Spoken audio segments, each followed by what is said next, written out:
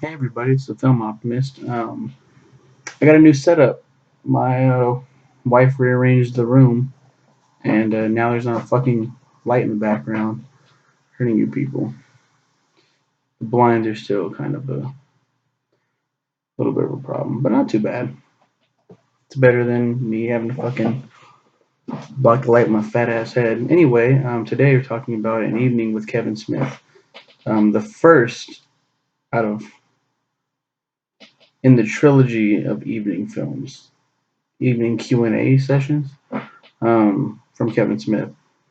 He made a couple more too, but I don't know. I count all of these Q&A sessions. They're definitely their own thing. They're kind of like comedy specials too, because Kevin Smith is really fucking funny.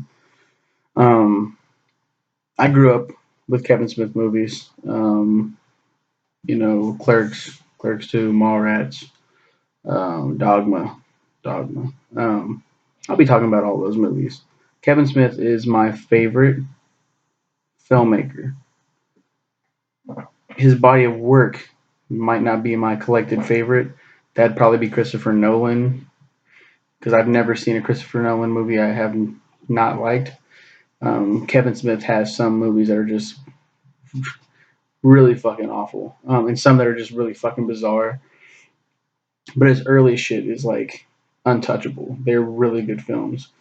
So it's nice to see Silent Bob speak. I didn't know how genius this man was, how funny this man was until I seen An Evening with Kevin Smith, seen Saw, um, and clocking in at a little bit over 3 hours. I mean, you would think like, holy shit, what? But it flies by, and he tells a lot of great stories. Two disc collection.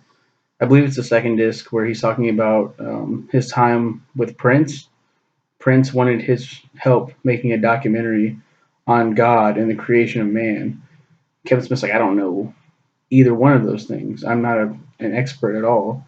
Just because I made a fucking movie called Dogma, and I guess Prince loved Dogma. So he goes there and he finds out Prince is fucking weird, and he has like cameras all around his house. It's like a fucking reality show they're filming. And he like by the end of that week, he's like, he was so pissed working with Prince, and even more so after it was all done, he was like, oh yeah, we're not releasing the documentary that we just filmed. It's going in the vault with all the unreleased music that Prince has. It's like holy shit. So really good story. And then man, what's another really great story? The biggest one that comes out of this whole Q&A session is the death of Superman. Is that what it's called? The film that he was working on. Kevin Smith was um, offered a script. He usually does his own shit, but he was like, yeah, okay, I'll take on some scripts and I'll touch them up and then I'll direct. And it was gonna be was it the Death of Superman or Superman Lives? It's one of those. And he wanted to do something different instead of doing Lex Luthor and all this other shit. He wanted to do Brainiac, and he was a fan of the comics, so he was like, I think I could do it justice if they just gave me the story. And it sounded like a very interesting concept for a Superman film, and a nice different take on the Superman mythos after Christopher Reeve played the character. Um, and he loved those films too. He's a huge fan. They ended up saying, "Okay, you won't direct, you'll just write," and then they got Tim Burton to who just did the Batman films, and he's like, "Fucking genius! Yes, that's phenomenal. I would love that." He'll probably bring in what is his name, Danny Elfman to do a nice Superman soundtrack. Sounds like a win-win to me, and this is amazing. And then Nicolas Cage as Superman. You want to do yourself a favor, look up Nicolas Cage in the Superman suit. Oh my god. Both yes and no at the same time, simultaneously. Such a crazy story. Like, and then the producer, I forgot whatever the fuck his name was, crazy ass dude, who produced Wild Wild West. He's like the producer, and he's like, well, I want Superman at one point to fight a giant spider. He's like, what? John Peters, and It's like, why would Superman fight a giant spider? And he's like, I just want to see that on the screen. And if you see Wild Wild West, it's a giant mechanical spider. Kevin Smith points that out, that he went to go see Wild West and fucking hated it. And then the spider shows up. He's like, hold up, wait a minute. And the the shit that really like stuck out to me about that story the most, like it's really funny, but it's very like this is the more serious side of Kevin Smith. Like look up any Kevin Smith film, interview, uh, anything really, and he's funny as shit, and he's just like cracking jokes, talking about being a stoner. But you look at this one, and he's like he's a lot more shy, or a lot more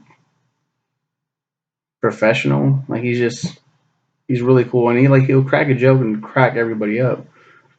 But it's not as wacky as old man Kevin Smith. Um, but it's really good. It's really enjoyable. Like I was saying though about the death of Superman, what the craziest thing about that story is that both Nick Cage and Tim Burton signed was it pay to play contracts. I believe that's what it's called, where no matter if the film is made or not, they're getting paid. And so Nick Cage got paid like I want to say like it was a lot, like 10 million. I'm gonna look this up.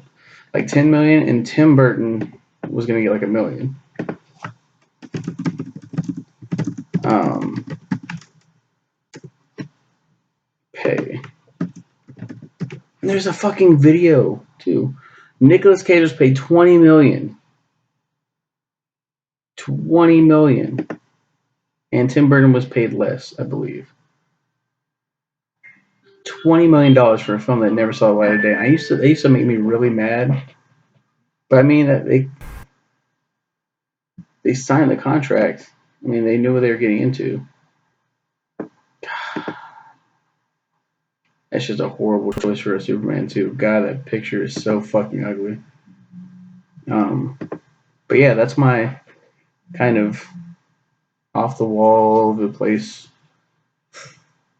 review of An Evening with Kevin Smith. It doesn't do it justice nearly. You have to watch it yourself. And like I said, it's 3 hours, so it's like, oh shit. But like he really gets you into his storytelling, and the next thing you know, it's like, oh, but I want to hear more, which is why he has two more in this trilogy of evenings, and then he has like 3 or 4 more Q&A / comedy specials.